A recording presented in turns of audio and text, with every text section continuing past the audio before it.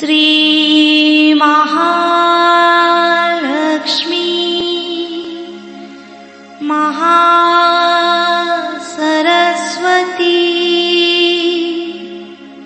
महाकाली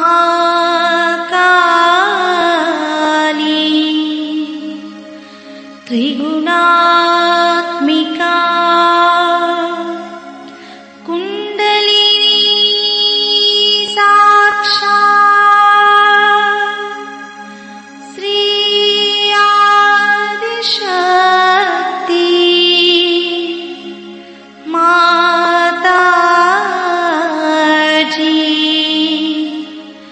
श्री निर्मला देवी नमो नमः।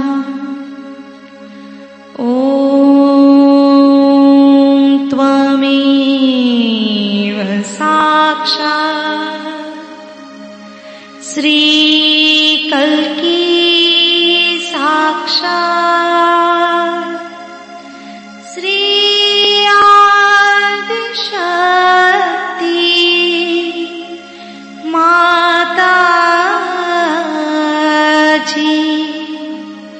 श्री निर्मला देवी नमो नमः। ॐ त्वमेव साक्षात् श्री कल्की साक्षात्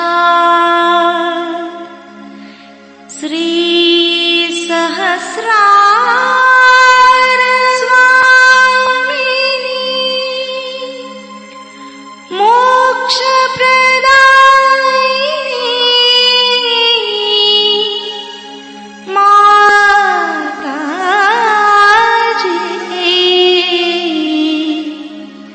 श्री निर्मला देवी नमो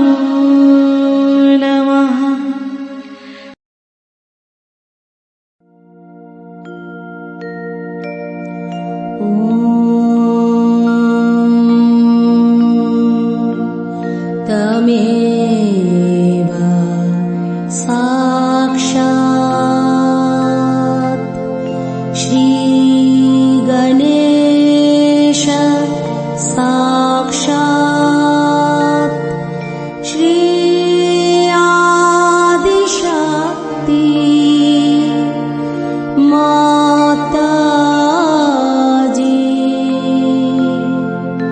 श्री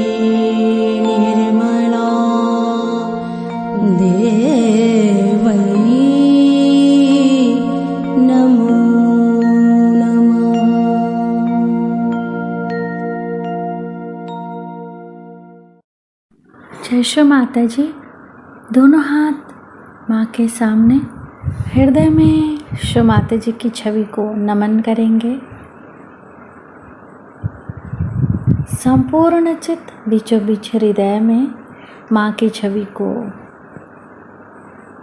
अपने हृदय में स्थिर करते हुए परम पूजनीय श्री माता जी कृपा करके हम सभी के हृदय को अपने प्रेम के योग्य बनाइए।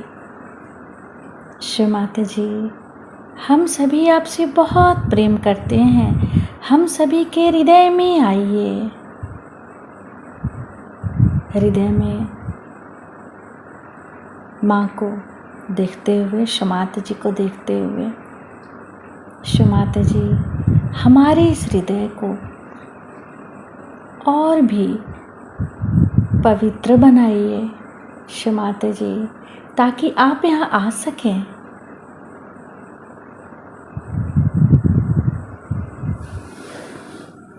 धीरे धीरे अपने संपूर्ण चित्त को दोनों हाथों पे, एक एक अंगुलियों पे, श्री माता जी हम सबको क्षमा कर दीजिए, हम सभी अज्ञानी हैं।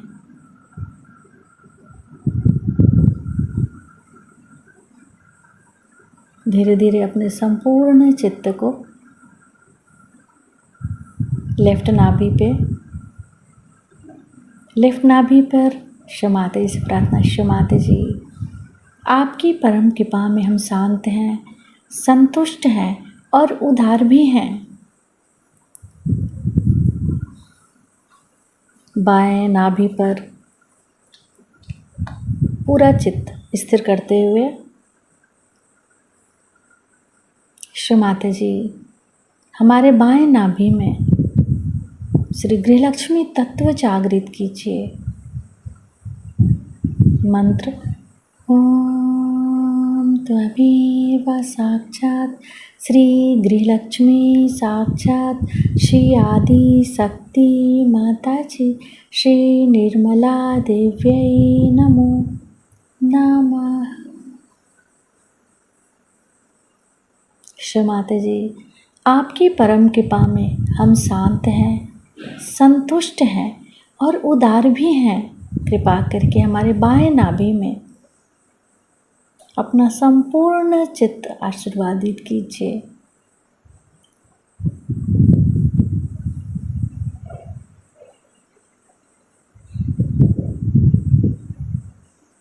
बाएं नाभि पर ही अपने संपूर्ण चित्त को रखते हुए क्लॉकवाइज घुमाएंगे चित्त को।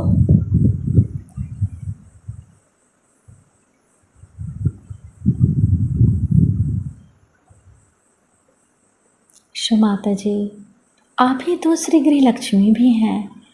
कृपा करके हमारे बाएं नाभि में जागृत हो जाइए। धीरे धीरे अपने संपूर्ण चित्त राइट हार्ट पे, फिर लेफ्ट विशुद्धि,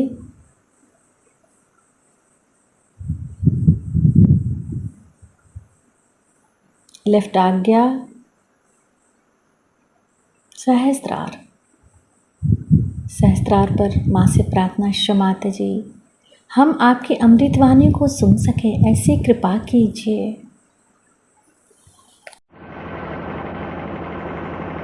कलकत्ता की आप लोगों की प्रगति देखकर बड़ा आनंद आया और मैं जानती हूँ कि इस शहर में अनेक लोग बड़े गहन साधक हैं। उनको अभी मालूम नहीं है कि ऐसा समय आ गया है जहाँ वो जिसे खोजते हैं उसे पाले। आप लोगों को उनके तक पहुँचना चाहिए और ऐसे लोगों की खोज भी रखनी चाहिए जो लोग सत्य को खोज रहे हैं। इसलिए आवश्यक है कि हम अपना विस्तार चारों तरफ करें, लेकिन उसी के साथ हमें अपनी भी शक्ति बढ़ानी चाहिए,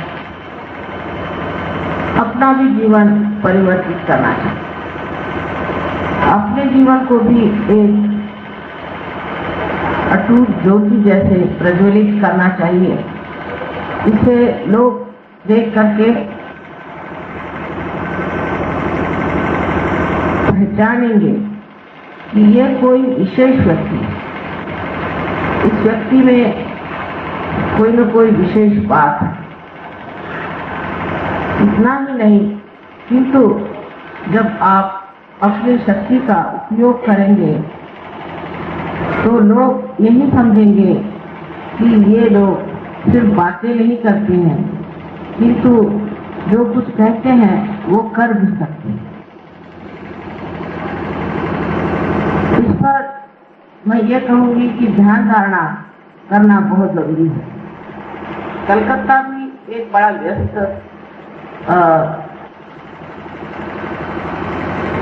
शहर है और इस व्यस्तता में, इस शहर की व्यस्तता में मनुष्य जूझ जाता है, उसको समय कम मिलता है। ये भी बात सत्य है, किंतु ये जो समय हम अपने हाथ में घड़ी की तरह बांधे हैं, ये समय सिर्फ अपने उत्थान के लिए और अपने अंदर के प्रगति के लिए है। हमें अंदर की प्रगति जब प्राप्त करनी है, हमें अगर अंदर से अपने को पूरी तरह से जान लेना है तो आवश्यक है कि हम थोड़ा समय इसके लिए अवश्य रोज दें। जो लोग रोज ध्यान धारणा करते हैं शाम के वक्त और सवेरे थोड़ी देर, उनमें और जो नहीं करते उनमें बहुत अंतर आ जाता है। विशेषकर जो लोग बाह्यतः बहुत कार्य कर रहे हैं, सहयोग के लिए बहुत मेहनत कर रहे हैं और इधर उधर जाते हैं, लोगों से बातचीत करते हैं, लेक्चर देते हैं, समझाते हैं, उनकी जो रूहानी शक्ति है, जो दैवी शक्ति है, वो धीरे धीरे कम होती जाती है। इसलिए और भी आवश्यक है कि ऐसे लोग ध्यान धारणा आवश्यक है। और ध्यान धारणा करने के लिए कोई विशेष कार्यक्रम नहीं होता है। सोने से पहले आप थोड़ी देर ध्यान कर लें और सवेरे नहाने के बाद थोड़ी देर आप ध्यान कर लें, यही काफी है। लेकिन जब ध्यान होता है तो कैसे पहचाना जाएगा कि आपका ध्यान ठीक हुआ? ध्यान करते वक्त आपको निर्विचारिता पहले स्थापित करनी चाहिए। उस वक्त आपको ये नहीं यन्नेति इस तरह से अपने विचारों को वापस कर देना चाहिए। करते करते 2 श्वास लेने से पहले श्वास लेने से आप ध्यान में बैठ करके और उसकी गहनता को आप जाने, फिर विचार आना शुरू हो जाए तो उसे फिर कहना कि ये नहीं, या क्षमा शब्द बहुत जरूरी है। उस शब्द से भी आपके विचार की प्रगति हो सकती है, क्योंकि जब तक शांति नहीं रही तो आपकी अंदरूनी प्रगति किस प्रकार हो सकती है। जबकि समझ लीजिए भूजाल आ रहा हो, भूजाल में किसी वृक्ष की प्रगति नहीं हो सकती, तो उस वक्त मनुष्य जब एक विचारों के भूजाल में फंसा हुआ होता है तब उसकी प्रगति होना असंभव है। इसलिए आवश्यक है कि वो उस वक्त अपने को शांत कर ले। उसके लिए भी 1-2 मंत्र हैं, वो आप कह सकते हैं, जिससे आपके अंदर शांति पहले प्रस्थापित हो। धीरे धीरे आपको आश्चर्य होगा कि ये सब प्रयास करने की जरूरत पड़ेगी नहीं। आप हठात एकदम ही निर्विचार हो जाएंगे और निर्विचार हो करके और आप हठात इस चीज को प्राप्त कर लेंगे जिसे हम कहते हैं निर्विचारिता। वैसे भी चलते चलते रास्ते में ही कहीं सहज में आप एकदम निर्विचार हो जाएंगे। किसी बड़ी सुंदर सी वस्तु या कलात्मक वस्तु को देखते ही आप एकदम निर्विचार हो जाएंगे। धीरे धीरे ये आदत बढ़ती जाएगी और निर्विचारिता की अवधि जैसे जैसे बढ़ेगी ऐसे ऐसे आपकी अंदरूनी प्रगति होती रहेगी। माने ये कि आप एक दालान में अपने आ गए, लेकिन और दालान में भी आपको जानना है और पहचानना है अपने को। इसलिए आवश्यक है कि आप ध्यान धारणा में गहन उतरे। उसकी पहचान ये है कि जब आप ध्यान धारणा से उठेंगे तो आपका मन नहीं चाहेगा कि उठें। थोड़ी देर आप फिर उसी ध्यान में लगे रहेंगे। आपको ऐसा लगेगा कि अभी बड़ा आनंद आ रहा है, थोड़ी देर बाद एकदम से आप नहीं उठ सकते। जब ध्यान धारणा के बाद एकदम अगर आप अपना चित्त किसी और चीज की ओर ले जा सकते हो, जैसे खाना खाना है या सोना है या बाहर जाना है, कोई सी भी चीज, तो समझना चाहिए कि ध्यान नहीं लगा, क्योंकि ध्यान से छूटना जरा सा कठिन काम है। इस तरह से धीरे धीरे आपकी अंदर प्रवृत्ति होती रहेगी और जब आप बाह्य में कार्य करेंगे तो आपको बड़ा आश्चर्य होगा कि आपकी शक्ति क्षीण नहीं होती, उल्टे बढ़ती जाती है। अब बहुत बार ऐसा भी देखा गया है, ऐसा देखा गया है कि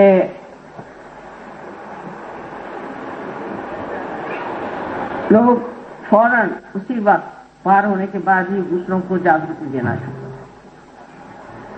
और फिर उनमें कैचेस आ जाते हैं। असल में कैचेस होते नहीं हैं, जैसे कि किसी बैरोमीटर में या किसी यंत्र में आप जान सकते हैं कि यहाँ धुआं निकल रहा है, कि यहाँ प्रकाश हो रहा है, उसी प्रकार आप भी अपने अंदर सब कुछ जान सकते हैं। किंतु अगर आप उससे अगर पीड़ित हो या उसमें तकलीफ हो जाए तो बेहतर है कि आप कुछ दिन के लिए अपनी प्रगति साधने करें और एक तरह का निर्वाज्य स्वभाव आ जाना चाहिए, माने डिटैचमेंट आना।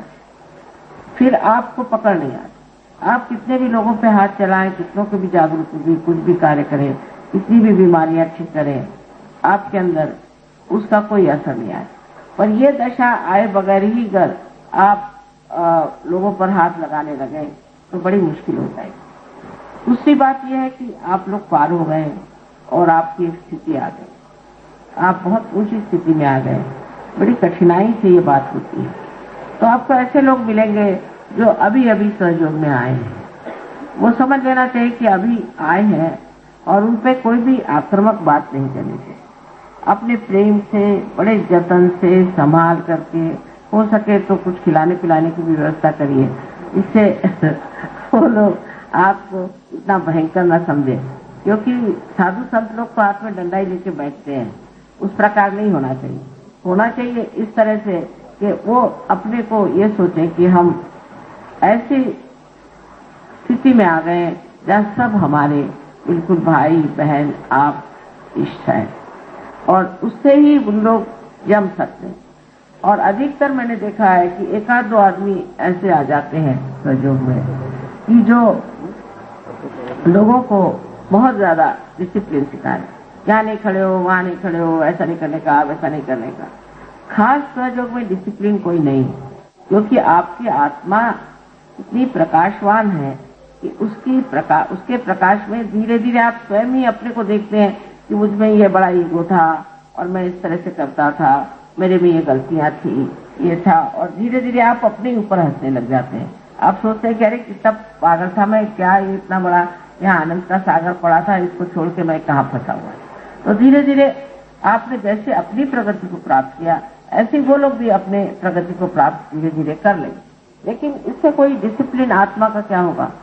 जब प्रकाश ही आ गया तो आप जानते हैं कि प्रकाश में किस तरह से चलना चाहिए, किस तरह से रहना चाहिए, किस तरह से समझना चाहिए।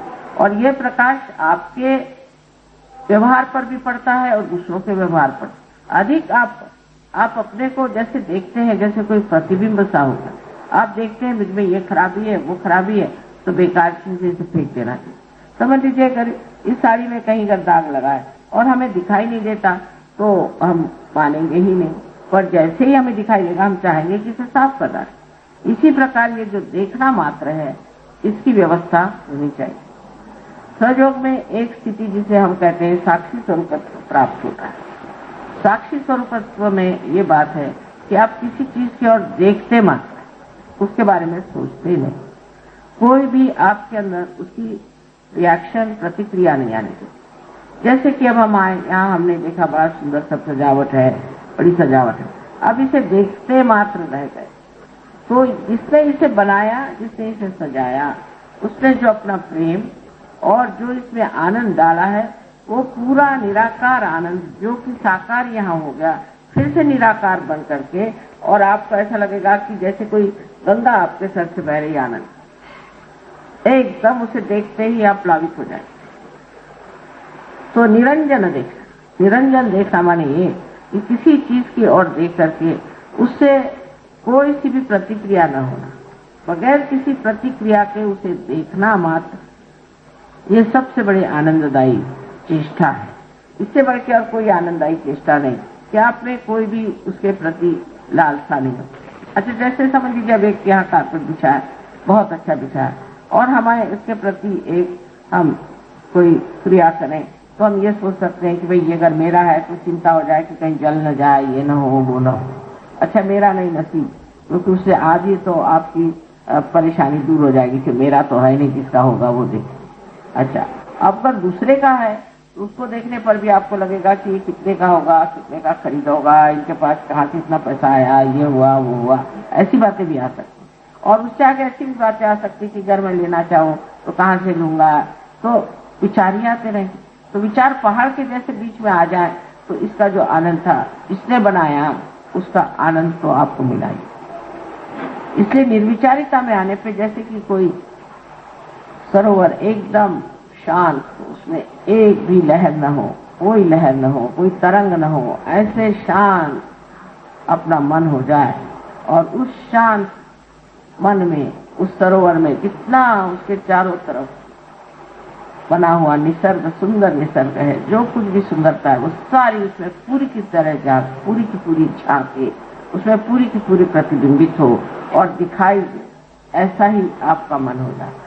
और जैसे ये आपका मन हो जाए, आप आश्चर्य हो जाए, आपको लगेगा कि मैंने कभी ये देखा ही नहीं, हर वस्तु में इतना आनंद है, मैंने कभी देखा ही नहीं, किसी मनुष्य में इतना आनंद है, ये मैंने कभी देखा ही नहीं और जाना ही नहीं। कलकत्ते की बात है, जब मैं अमेरिका जा रही थी पहली मर्तबा, तो हम एक होटल में ठहरे थे। वहां पर एक महाशय आए मुझसे मिलने, और वो मेरे पैर पे गिर पड़े। उनके अंदर एकदम जागृति हो गई और बहुत जोरों में जागृति। तो जो लोग हमारे साथ आए थे दूसरे कमरे में थे, वो सब दौड़े दौड़े चले आए। मैंने कहा क्या हुआ?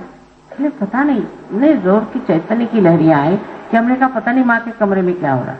और कुछ नहीं, एक बड़ा महानुभाव ही कहना चाहिए, एक बड़ा परमात्मा को खोजने वाला साधन मेरे चरणों में था, और कोई बात नहीं थी, पर उसके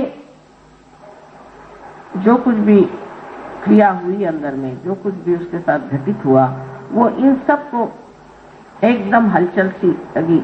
इतने चैतन्य की लहरियां क्यों आई, जैसे कोई पूजा हो रही। तो ये मानस पूजा ही क्यों? तो वो लोग आए, आते साथ उन्होंने देखा, बड़े खुश हुए, सबको गले से लगा लिया। उस आदमी को जानते नहीं, उसका नाम जानते नहीं, वो कौन है, कौन से गांव से आया है, इसलिए आया, किसको जानते, एकदम गले से लगा लिया। सब बड़े तो आह्लादित हो गए, माने जैसे कि इतने ही गुलाब के फूलों की वर्षा इन पे हो गई। और मैं देखती रह गई, तो ये भी नहीं पूछा तुम कौन हो, क्या हो, कैसे आ गए। इस प्रकार आपकी स्थिति हो जाएगी कि आप जब दूसरे सहयोगियों से मिलेंगे तो आपको बड़ा एक ऐसा अनुभव होगा जैसा कि कोई मैं मुझसे ही मिल रहा। इस पर एक नामदेव की बात बताऊंगी आपको। नामदेव एक कवि थे और एक बड़े भारी साधक, और कहना चाहिए कि आत्म साक्षात्कार में बहुत ऊंचे उठे हुए एक संत थे। उन्होंने वो एक दर्जी थे और एक दूसरे संत थे, उनका नाम था गोरा कुमार, जो कि कुमार का काम करते। तो ये एक दर्जी थे, वो कुमार थे। तो ये मिलने गए कुमार को, तो कुमार साहब मिट्टी अपनी लेकर के उसको पैर से रौंद रहे थे कि उनको कुछ तैयार करना होगा, कोई सामान, उसकी मेहनत हो रही थी। उसके सामने जाते ही एकदम हठात ऐसे खड़े हो गए और देखने लगे। तो गोरा कुमार ने कहा क्या देख रहे हो? पहले मराठी में है कविता, लेकिन कविता का अर्थ यह है कि मैं तो यहाँ निर्गुण देखने आया था, चैतन्य देखने आया था, वो तो सारा निर्गुण साकार हो, सारा निर्गुण साकार हो गया। इस तरह की समझ और इस तरह की सूझबूझ एक संत कोई दूसरे संत के लिए हो सकता। आज तक तो मनुष्य द्वेष, ईर्ष्या इसी में रहता है, लेकिन जब सहयोगी हो जाता है तो उसको दूसरा सहयोगी ऐसा लगता है कि मैंने जो निर्गुण को जानना था वो ये सगुण में खड़ा हुआ, ये निर्गुण है। कितनी ऊंची पदवी उन्होंने गोरा कुमार को दी और वो पहली मर्तबा उनको मिले थे। इस प्रकार आपसी प्रेम जो है ये बड़ा सूक्ष्म, बड़ा गहन और बड़ा आनंददायी हो जाता है। कहीं कोई सहयोगी मिल जाए तो दिल बाग बाग हो जाता है, वाह ये तो सहयोगी है। इसी प्रकार एक और किस्सा है जहाँ की एक सहयोगिनी थी और वो कहीं पर गई थी बहुत दूर सिसिली में, और वो असल में रहने वाली थी स्विट्जरलैंड की, और वहाँ दूसरी सहयोगिनी गई थी एक इटली की। वहाँ बैठे बैठे उनमें एक आकर्षण सा हो गया, तो वो दूसरी उठ के आई, तो उसने कहा कि क्या आप आत्म साक्षात्कारी हैं? एकदम से पूछा, कोई किसी से पूछता नहीं। तो उसने कहा कि हाँ, क्या आपको श्री माता जी ने आत्म साक्षात्कार दिया? कहने हाँ, और मुझे भी, और दोनों खूब गले मिले और खूब रोना हुआ आपस में, और कहने देखो मैंने कितनी दूर से तुम पहचाना। कहने मैंने भी तुम्हें पहचाना था। कहने कैसे पहचाना? कहने पता नहीं क्या अंदर से ही एकदम लगा कि तुम आत्म साक्षात्कारी हो और तुम सहयोगिनी हो, और मैं एकदम से तुम्हारे और देख रही थी और तुम खुद ही उठ के चली आई, और इस तरह से। और फिर उन दोनों को कुछ समस्या थी क्योंकि दोनों अकेली उस जगह में थी, वो सारी समस्याएं छूट हो गई। इसलिए ये जान लेना चाहिए कि हम एक बड़े ही सूक्ष्म और बड़े मजबूत धागे से बंधे हुए लोग हैं, और आपसी प्रेम इससे बढ़ के और आनंद की कोई चीज है नहीं। अब बहुत से लोगों में ये भी बात होती है कि मेरा लड़का, मेरी बहन, मेरा भाई, मेरा घर, ये जो ममत्व है ये भी काटता है। इस ममत्व को बिल्कुल ही कम कर देना, बिल्कुल कम कर देना, धीरे धीरे इसको कम करना चाहिए। तो आपको आश्चर्य होगा कि इसके छूटते ही आप में बहुत ही ज्यादा आनंद आ जाए, ये भावना ही टूट जाएगी कि मेरा कोई है। मेरे की भावना जो है ये अपने को आत्मा से दूर करता है। इस प्रकार मैं बताऊं, जैसे कि मैं कहूँ ये मेरी आंख, ये मेरा हाथ, ये मेरे पैर, ये मेरा है, पर मैं कौन? मैं तो आत्मा हूं, और मैं का तो कुछ है ही नहीं। मैं जो है वो अपना अलग खड़ा हुआ है। ऐसा तो हम नहीं कहते कि ये मेरा आत्मा है। तो ऐसा जब कोई कहे कि मेरा आत्मा है तो समझ लेना चाहिए कि वो सहयोगी नहीं। आत्मा अपनी जगह अकेला अछूता खड़ा हुआ है, इसका मेरा कोई नहीं, इसका तो सिर्फ परमेश्वर से ही रिश्ता है, और आपसे भी जो रिश्ता है वो भी इस तरह से, जैसे कि एक पेड़ के अंदर बहती हुई उसके अंदर बहता हुआ रस,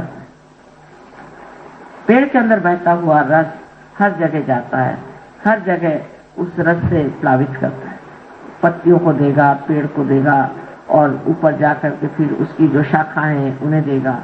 उसके बाद वो फूलों को भी और फलों को भी रस देकर वापस लौटाता है। सबको रस देता है, लेकिन किसी में चिपकता नहीं। जहाँ वो कहीं चिपक जाए समझ लीजिए कि उसको ऐसी इच्छा हो कि चलो ये फूल बहुत अच्छा है और ये मेरा है, इसमें मैं चिपक जाऊं, वहीं का रह गया तो वो पेड़ तो मर ही जाएगा और वो फूल भी मर जाएगा। ये प्रेम की हत्या है, और इसलिए मेरेपन से एकदम छुट्टी लेनी चाहिए। जैसे ये छुट्टी आपको मिलेगी आप बड़ा आश्चर्य में हो जाएंगे कि आप जो एक बिंदु मात्र थे, एक बूंद मात्र थे, वो सागर हो गए, क्योंकि ये आपकी परिधि है, ये आपको बांध लेती है, ये आपकी मर्यादाएं हैं, ये सारी टूट करके आप अमर्याद हो जाते हैं। और इसी अमर्यादिता में जो आनंद है, क्योंकि फिर आप समुद्र के साथ उठते हैं और गिरते हैं और डोलते हैं, मजे में रहते हैं। फिर आपको ये फिक्र नहीं कि आगे क्या होगा, पीछे क्या होगा, हो गया। ये रहता है कि इस वक्त तो मजे में है और वही वक्त सबसे बड़ा है। इसी तरह से मनुष्य वर्तमान में आ सकता है। मैं का छूटना बहुत जरूरी है, मेरा छूटना बहुत जरूरी है, इस ममत्व को छोड़ना बहुत जरूरी है। और जब ये ममत्व छूट जाता है तब एक बड़ा आंदोलन आपके अंदर हो जाता है, और उस आंदोलन से ही आप अत्यंत शक्तिशाली हो जाते हैं, अत्यंत शक्तिशाली हो जाते हैं। और वही शक्ति जो है कार्यान्वित होती है, और वही सामूहिकता में एक बड़ा भारी कार्य करने वाली है, और सारे संसार का उद्धार भी उसी शक्ति के द्वारा हो सकता है। ऐसे जितने भी बूंद हैं उनको अब सागर बनने की जरूरत है। एक नया दौर शुरू हो रहा है, सहयोग में भी एक नया दौर आज शुरू हो रहा है। मैं कहूँ कलकत्ते में भी शुरू हो रहा है, हर जगह शुरू हो गया है। वो ये दौर है कि अब हम एक बड़े ही आंदोलन में आ गए, जहां हमें अपने प्रश्न नहीं रहते।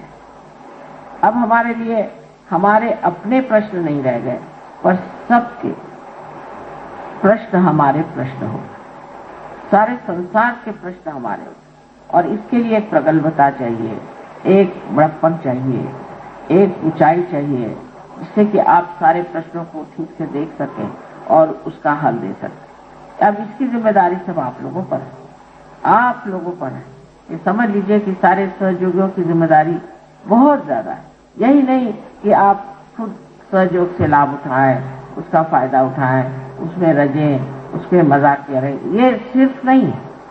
इसमें ये है कि यही सब कुछ है, ये सबके घर घर में पहुंचना है और सबको ये आनंद देना है।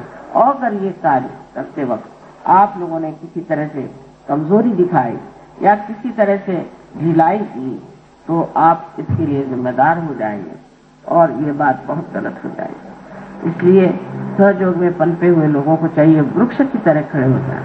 और मुझे आशा है कि अगले साल तक बहुत बड़ा कार्य यहाँ कलकत्ते में होने वाला है। मुझे सारे हिंदुस्तान में कलकत्ते से सबसे ज्यादा आशा है। क्यों तो मैं बता नहीं सकती आज, लेकिन एक दिन जरूर बताऊंगी कि इसलिए मैं इस कलकत्ते को बहुत बड़ी भारी चीज समझती हूँ और ये जानती हूँ कि इसी कलकत्ते में सारे हिंदुस्तान का मर्म फंसा हुआ है। इसलिए जरूरी है कि आप लोग खड़े हो जाएं और इस कलकत्ते की जो पार्श्वभूमि उसे समझते हुए आप आगे हो बढ़े और अपनी प्रगति करें, औरों की प्रगति करें और एक अपने व्यक्तित्व को विशाल बनाए। जब भी आपके अंदर विचार है कि मेरा बेटा ऐसा है, मेरी बेटी ऐसी है, मेरा घर ऐसा, कोई भी मेरा विचार है, उसको कहना तुम दूर रहो, अब मेरे व्यक्तित्व में बैठती है, मेरा व्यक्तित्व बहुत बड़ा है और इस व्यक्तित्व में ये सब चीजें बैठती नहीं, इसको छोड़ो, इसमें कुछ रखा है और तभी आपको विशाल हो जाएंगे। और ऐसे विशाल लोगों की इस नए आंदोलन में जरूरत है और इसकी तैयारियां पूरी होनी चाहिए। आशा है ये साल आप सबको बड़ा मुबारक हो और एक विशेष साल है ये। और इस साल में मैं चाहती हूँ कि इस कलकत्ते में ही बहुत से लोग सहयोग में आएंगे, उनको संभालिए, वो संभाल करके प्यार से, आदर से, समझा करके। कभी कभी आक्रामक होते हैं, कभी कभी गलत बातें भी कहते हैं। एक तो यहाँ हर एक आदमी दीक्षित है, ये बड़ा प्रश्न है कि सब दीक्षित है, इसीलिए किसी जाल में फंसे। रशिया में सबसे अच्छी बात ये थी कि ना उनको धर्म, ना उनको कोई गुरु, ना उनके कोई दीक्षित, नहीं कुछ नहीं, सब एकदम जिसको कहते हैं कि क्लीन प्लेट होती है, उस तरह के लोग थे। तो बहुत आसान था सबको पार करा। यहाँ तो ये कि मैं इस धर्म का हूँ, मैं उस धर्म का हूँ, मैं इस गुरु का हूँ, मैं उस गुरु का हूँ, आप अपने नहीं हैं। और इसलिए बहुत समझा बुझा के बात करनी चाहिए। फिर यहाँ और भी बीमारियां बहुत सारी, दर्शन, गुरु के दर्शन करने जाना। गुरु दर्शन की बात तो मेरे समझ में नहीं आती है। गुरु का काम दर्शन देना नहीं, उसके लिए तो अवतरण वगैरह है, अपनी मंदिरों में जाके दर्शन करें। गुरु का काम है बोध कर, लोगों में जागृति कर। जब तक वो कोई ज्ञान ही नहीं देते तो वो गुरु कैसे बने? गुरु का मतलब है ज्ञान देने वाले। जो ज्ञान नहीं देते, ऐसे कि दर्शन, उसने मुझे दीक्षित कर दिया, उसने मुझे दीक्षित कर दिया। यहाँ तो सभी दीक्षित लोग हैं और कोई ज्ञान नहीं दिया। ज्ञान माने आपके नसों में आप जाने कि ये चैतन्य क्या है। ये जब तक नहीं दिया तब तक इस उस चीज में फंस जाना भी एक तरह से अपने को नष्ट करना। आप लोग सब बहुत बड़े साधक थे और आपने प्राप्त कर दिया और इसी प्रकार अनेक लोगों को भी आप इसका वरदान दें और उनको सुखी करें। हमारे अंदर जो कुछ भी त्रुटियां हैं वो हमारी अपनी है, वैयक्तिक भी है, व्यष्टि में भी, समष्टि में भी है, सामूहिक में भी सबकी कुछ कमियां हैं। उन सब कमियों को देखना चाहिए। और बड़ा आश्चर्य मुझे होता है कि सहयोग में आने के बाद अगर कोई ईसाई होगा तो ईसाई धर्म के सब बताएगा क्या क्या गड़बड़ है। ईसाई धर्म में बहुत हंसेगा, अरे भाई इस ईसाई धर्म में तो हमने ये किया, हमने वो किया, इतने धंधे किए, कुछ फायदा नहीं, इतना रुपया दिया पोप को, इतना ये किया, कुछ हमको फायदा नहीं हुआ। और ऐसे ही सब पागल चले जा रहे ईसाई धर्म के पीछे। फिर अगर आप मुसलमान से पूछिए तो वो भी बताया। कल ही एक मुसलमान साहब थे, ईरान से आए थे, तो वो बता रहा था तमाशे सारे, मुसलमानों ने क्या क्या तमाशे करे हुए हैं और कितनी आफतें करी है, इसका कोई फायदा नहीं। हज पे गए, ये किया वो किया, सब कमर्शलाइज्ड है। फिर आप किसी हिंदू से पूछिए तो वो भी यही बताएगा कि अरे मंदिरों में गए, कहीं हिमालय में गए, कहाँ कहाँ घूमे, इतना फिरे, कुछ नहीं मिला। ऐसे जैनियों से पूछे तो वो बताएंगे, हर एक आदमी से पूछे तो बताएगा कि भाई इतने चक्कर काटे किसी काम के। तो ये क्या मतलब है माँ? तो ये है कि ये मनुष्य ने बनाए हुए धर्म है। जो बड़े बड़े हो गए लोग जिन्होंने ये धर्म बनाए थे वो नहीं रह गए। अब आप लोगों को जो धर्म बनाना है वो असलियत का धर्म है, उसमें नकलियत बिल्कुल नहीं होनी चाहिए। कोई नहीं, मनुष्य ने अगर धर्म बना लिया तो गलत होना ही हुआ, क्योंकि मनुष्य को अभी परमात्मा का संबंध ही नहीं हुआ। तो उन्होंने इन अच्छे भले धर्मों को ही गलत रास्ते पर डाल दिया। लेकिन अब आप लोगों को जो धर्म बनाना है, जो विश्व धर्म बनाना है, उस धर्म में किसी भी तरह की ऐसी मनुष्य की जो गलतियां होनी आनी चाहिए, क्योंकि ये दैवी है और आप लोग ने आत्म साक्षात्कार प्राप्त किया है। तो ईमानदारी के साथ इसको ऐसा बनाना चाहिए कि जो शुद्ध, बिल्कुल शुद्ध धर्म होना चाहिए और अंदरूनी धर्म हो, बाह्याचार नहीं हो, उसमें कोई ऐसी बातें न हो। तो इसी प्रकार हर आदमी जब देखेगा कि हमने इसमें जो पाया है ये सत्य पाया, और फिर सबसे बड़ी कमाल ये हो जाएगी कि आप जानेंगे कि जिस धर्म को हम कहते थे हम इस धर्म के, उस धर्म का सत्य तो हमने यही पाया और उसमें नहीं पाया, वो मनुष्य का बनाया था। और ये जो है हमारे अंदर जागरूक हो गया ये धर्म। क्योंकि एक बात है, आप किसी भी धर्म का पालन करें, बाह्य के मनुष्य के बनाए हुए किसी भी धर्म का पालन करें, आप कोई सा भी पाप कर सकते हैं, कोई बंधन नहीं। आप किसी का भी मर्डर कर सकते हैं, चोरी कर सकते हैं, आप किसी का सत्यानाश कर सकते हैं, किसी का घर लूट सकते हैं, चाहे जो चाहे पाप कर्म आप कर सकते हैं। लेकिन सहयोग में आने के बाद आप वाकई में धार्मिक ही हो जाते हैं, क्योंकि आप कर ही नहीं, आप सबका भला ही कर सकते हैं, किसी का बुरा नहीं। मतलब धर्म आपके अंदर जागरूक होता है। पर जो लोग नए आते हैं उनके साथ चर्चा करते वक्त बहुत संभल के बात करना, क्योंकि हो सकता है कि उनको इसमें महसूस हो कि उनके ऊपर आक्रमण हो रहा है। तो इसको बहुत संभाल करके उनको समझाना है कि धर्म हमारे अंदर जागरूक होना चाहिए। जब तक हमारे अंदर जागरूक नहीं होगा तब तक इन्होंने जो कहा हुआ है वो हमारे अंदर कैसे, जैसे यीशु मसीह ने कुछ कहा वो जब तक हमारे अंदर नहीं आया। यीशु मसीह ने कहा कि thou shalt not have adulterous eyes, तुम्हारी आंख निरंजन होनी चाहिए। कितने ईसाइयों की नाक निरंजन है, किसी की भी नहीं। इसी प्रकार हर एक बड़े महानुभावों ने ऐसी बड़ी बड़ी बातें कही, लेकिन वो सब होता ही नहीं, उससे उल्टे ही बात हो रही। इसका मतलब यह है कि कोई ना कोई गलत रास्ता पकड़ गए, लेकिन किसी को कुछ कहने की बात नहीं, सारे समझते हुए, उसको जानते हुए धीरे धीरे, क्योंकि ये अंधेरे से प्रकाश में आ रहे हैं। जो अंधेरे में खड़े हैं उनसे कोई सी बात कहने से वो मानने वाले नहीं। इसलिए धीरे धीरे समझाते हुए उनको अनुभव पहले दे दो, अनुभव देते हुए उन्हें इस गलत फहमी से निकाल लेना और ला करके और उनको वाकई में धर्म में स्थित करना पड़ेगा। धर्म धारे की साधर्मा, धर्म की जो धारणा है वो उनके अंदर होना चाहिए। जब तक वो धारणा नहीं होती, सिर्फ बाह्य से धर्म कर्म होते रहते हैं, तो एक बिल्कुल बेकार अपनी शक्ति को व्यय करना है, बेकार का कोई अर्थ नहीं।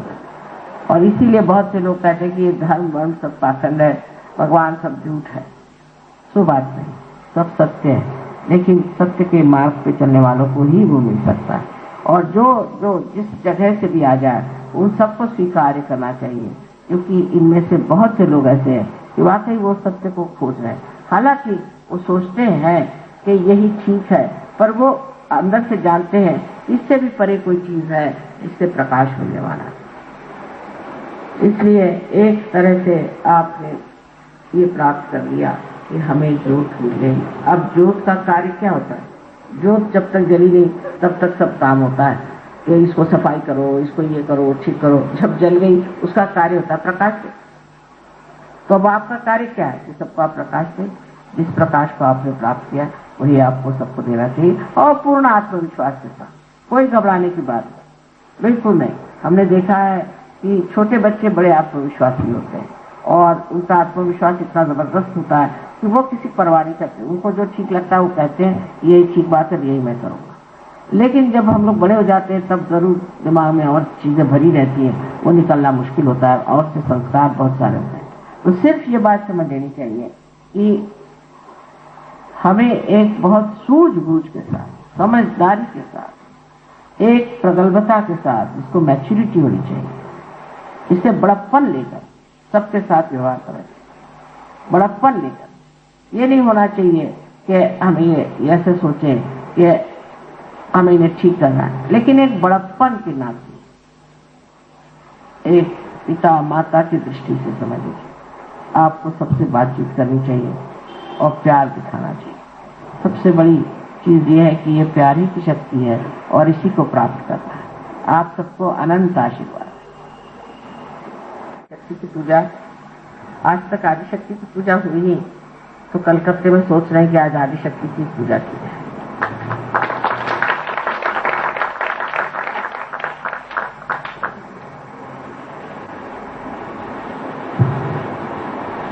अब आदिशक्ति के बारे में थोड़ा सा बताना होगा कि आदिशक्ति से ही सारी शक्तियां निकली हैं। महाकाली, महालक्ष्मी, महा सरस्वती, जो तीनों शक्तियां हैं आदिशक्ति से ही निकली हैं और फिर उन्हीं में समाहित होती हैं। आदिशक्ति के सिवाय ये कार्य हो नहीं सकता।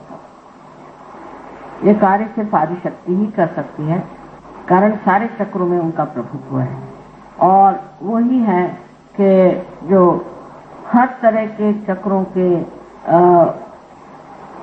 आपसी संबंध को संभालती है, जैसे परम्यूटेशंस एंड कॉम्बिनेशंस कहना चाहिए, उसको वो संभालती है। और इतना ही नहीं, वो हर सूक्ष्म से सूक्ष्म बातों को जानती है। जैसे कि आप कोई से भी अवतरण को देखें, बहुत महत्वपूर्ण है और अपने हर एक प्रगति पर, या कहना चाहिए कि हमारे जो उत्थान हुआ है, हमारा जो एवोल्यूशन हुआ है, उसके हर एक सीढ़ी पर माइलस्टोन बने खड़े हुए, लेकिन सबका एक ही प्रकार का कार्य, सबका एक ही प्रकार का कार्य था। जैसे देवी का कार्य था दुष्टों का संहार करना, और जो भक्त थे उनको बचाना, लोग हो गए। इसलिए श्री राम ने लीला रचाई, श्री कृष्ण ने लीला रचाई। ये लीला है, ये सब लीला है, इसमें इतनी गंभीरता की कोई बात ही नहीं, ये लीला है, ये सब लीला। इसीलिए लीलाधर संसार में आए। उन्होंने उन पर जो थी श्री राम ने जो नींव डाली थी, उस पर उन्होंने ये बड़ी सुंदर सी एक रचना की कि माधुर्य को लेकर के मनुष्य, मधुरता, उनकी मधुरता से ही उन्होंने सबको जीता था। और दूसरा ये कि वो उनको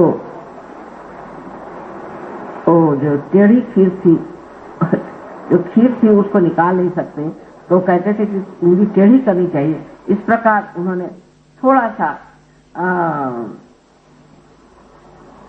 शौर्य कर्म किया, ऐसे कहना चाहिए, या ऐसा कर्म किया कि जिससे हमारी जो भ्रांतियां दूर, विशेष करके कोई सी भी बात सीधे नहीं थी, गोल घुमा करके। और ये कृष्ण कार्य सारा ऐसा ही माना जाता है कि कृष्ण का कार्य जरा सा गोल घुमा करके, थोड़ी सी मिठास डाल करके, और वो किस तरह से अपनी चीज को कह देते। एक बड़ा ही सुंदर सा उनका अवतरण रहा। और उसके बाद में और भी महावीर जी और बुद्ध वगैरह जो है, इनका भी बड़ा गंभीर अवतरण रहा और बड़े गंभीरता से इन्होंने आत्मदर्शन की बात करी और सम्यक दर्शन की बात करी। जो सहयोग में हम लोग सम्यक ज्ञान की बात करते हैं, वही सम्यक ज्ञान की बात उन्होंने करी। पर सब बड़ी गंभीर चीजें हो गई और सर्वसाधारण लोग इसकी और नहीं आए। जो आए सो बेकार ही गंभीरता के इसमें चले गए। फिर वो और भी उन्होंने जैसे मॉनेस्ट्रीज बनवा ली, बुद्ध की मॉनेस्ट्रीज हैं, ये है वो है, और जो अपना रोज का जीवन है उसको उन्होंने बड़ा ही क्लिष्ट और बड़ा ही कठिन बना दिया। लोगों का ही करना हुआ, ऐसे तो कोई न बुद्ध ने कहा था न महावीर जी ने, लेकिन इन लोगों ने इस तरह से इसको क्लिष्ट बना दिया। और वो क्लिष्ट बना करके जो करना था वो न करके, उन्होंने तो सबने मनन ही करने को कहा था, लेकिन फिर इन्होंने बस स्तूप बनाने शुरू करे, इन्होंने मंदिर बनाने शुरू कर दिए। इस तरह से ये चीजें सब बदलती।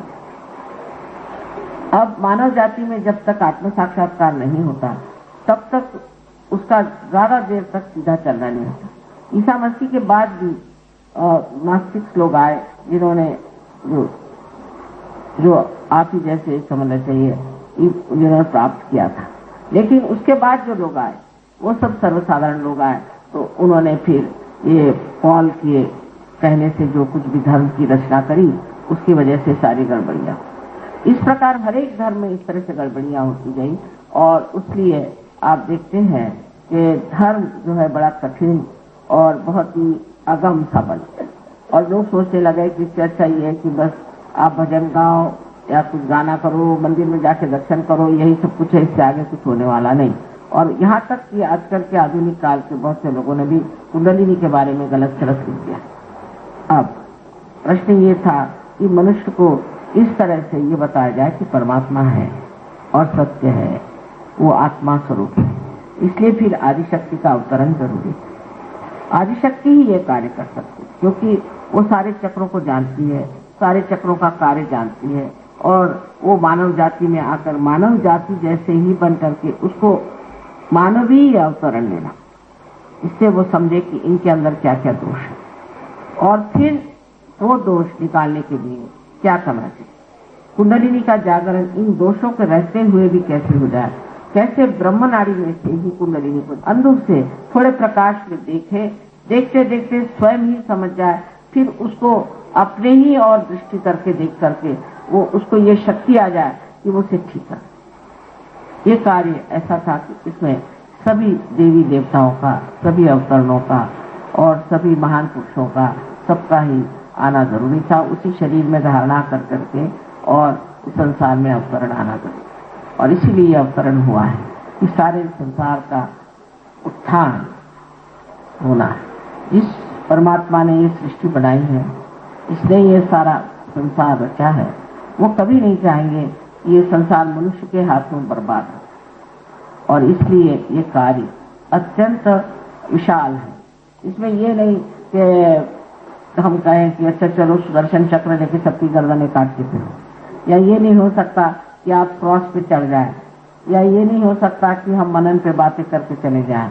इस पर मनुष्य को घड़ना होगा, बनाना होगा, काफी मेहनत का काम है और ये सिर्फ माँ ही कर सकती, माँ की ही शक्ति है जो इसे कर सकती। और उसमें वो अगर प्यार और वो अगर सहनशीलता और वो सूझबूझ न हो तो वो कर ही नहीं सकती। इसलिए इस अवतरण की बड़ी महत्ता है और आज ऐसा कुछ मौका आया कि पूर्णिमा का दिन है और इसलिए बेहतर है कि आप आज आदिशक्ति का ही वर्ण करें और इसको पाने पर फिर और कुछ कहने की तो बात ही नहीं, ये सब कुछ हो ही जाता है। क्योंकि आप जानते हैं कि आदिशक्ति की जो महामाया स्वरूपिणी प्रकृति है, उसमें एक बड़ा भारी कारण कि अगर वो महामाया न हो तो आप उसको कभी जान ही नहीं सकते। वास्तविक में ऐसा है कि जब तक महामाया स्वरूप है तभी तक आप मेरे नजदीक आ सकते हैं, नहीं तो आ नहीं सकते, आप उससे भाग कर हो जाए। आप सोचेंगे कि ये तो शक्ति इसके पास कैसे जाए, इनके पैर कैसे छुए, इसे पास कैसे करें। तो ये महामाया स्वरूप लेने से ही ये चीज बहुत सौम्य हो गई और इस सौम्यता के कारण ही आज हम लोग सब एक हो गए हैं। और ये भी बहुत जरूरी था इस महामाया स्वरूप में ही हम रहें और आप लोग इसे प्राप्त करते रहें और खो न जाए, क्योंकि जिन्होंने प्राप्त किया वो समुद्र में खो गए। जैसे कि कबीर ने कहा, जब मस्त हुए फिर क्या बोले, सो खोने की बात नहीं, आप सबको जागरूक रहना है और सबको देना है। मैं आपको खोने ही नहीं दूंगी, इस आनंद में पूरी तरह से विभोर होके कोई नहीं खो सकता। इस आनंद को बांटे बगैर आपको चैन ही नहीं आने दूंगी। इस तरह की चीज होगी तभी आप लोग समझेंगे कि आपको क्या कार्य करना है। तो आपका भी कार्य साधु संतों से एक तरह से अधिक है कि साधु संतों ने किसी को रियलाइजेशन नहीं दिया, हाँ उनको उपदेश दिए, उनको समझाया। आपका कार्य है कि आप सबको रियलाइजेशन दें और उनको आत्म साक्षात्कारी बनाए और सारे संसार का इस तरह से आप उत्थान प्राप्त करें। मैंने बहुत महत्वपूर्ण और दिव्य कार्य है और इस कार्य के लिए आदिशक्ति का आना जरूरी था और उस आदिशक्ति के आगमन से ये कार्य शुरू हो गया है और बहुत अच्छे से हो रहा है। आशा है आप लोग इसे समझने की कोशिश करेंगे और बहुत से आप फोटो ऐसे फोटो आ रहे हैं तो आपको हम भेज देंगे। मेरे पूरे सहस्त्रार का भी पूरा कमल उसका फोटो आ गया है, वो भी आप लोगों के पास आ जाएंगे, उसे देखिए। पर ये जो दूसरे लोग हैं इनको दिखाना नहीं चाहिए क्योंकि उनको विश्वास नहीं होगा, उसमें भी निकमेक निकालेंगे। आप लोग जरूर इसे देखिए और समझिए ये भी कार्य जो हो रहा है ये परम चैतन्य पूरी तरह से न जाने कितने तरह के फोटो बनाएंगे। और एक साधारण कैमरा, इसमें की कोई विशेष शक्ति नहीं है, उससे ये इस तरह के फोटो आ रहे हैं। और अगर इतना प्रकाश मेरे सर में दिखाई है तो वो किसी को दिखाई क्यों नहीं दे, सिर्फ वो कैमरा में क्यों आता, ये भी समझने की बात है।